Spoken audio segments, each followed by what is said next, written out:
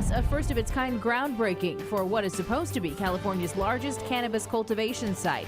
But is it allowed? Seems like this is something that's going to be pretty permanent in California for a while. Why the permits may not save this site from a legal battle.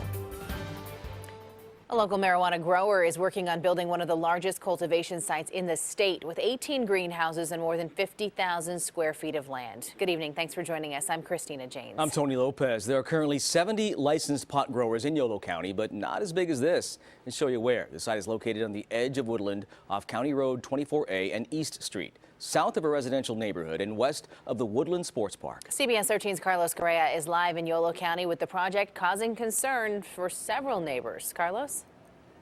And good evening to you. During the summer is when a lot of people in this neighborhood say they smell the most marijuana and are concerned what a bigger pot operation would do to the air right here.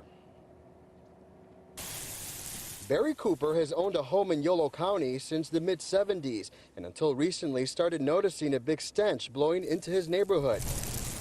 When the wind blows out of the south, it's like living in a skunk farm. It gets in the house, gets on your car, and it just bothers me. It just, affects the quality of life. The smell he's talking about is marijuana, and it's coming from nearby, where construction is planned to create the largest legally permitted greenhouse cannabis cultivation site. I could care less how somebody makes a living. It's none of my business how people make a living. Under the current ordinance, county leaders look at a couple of things before granting anyone permits, including where the location of the business is and if the owner is a good neighbor. In Yolo County, we have a history of having people who really have a long-term view of the use of their property and their agriculture crops.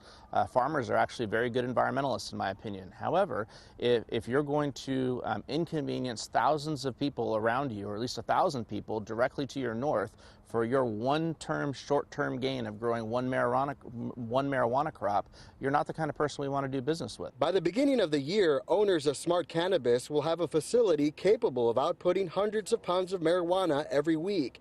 And if growers like them want to continue doing business in the county, leaders say they have to practice being good neighbors and work to fix the odor problem. The reality is that this is a new industry. Some of these people aren't real farmers. They're trying to learn a new crop.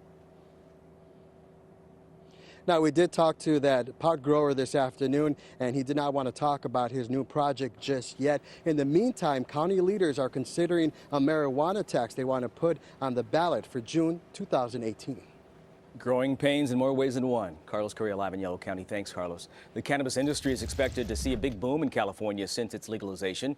By taxing cannabis, the state is expected to bring in an estimated $1 billion in new tax revenue. That's according to the Legislative Analyst's Office. And by the year 2020, money made off cannabis sales is expected to increase in the state by $6.64 billion. And that's according to market research conducted back in 2016. If you'd like to see more stories about marijuana cultivation and the process to implement the legalization of marijuana, we have them. Check out our website, cbs13.com.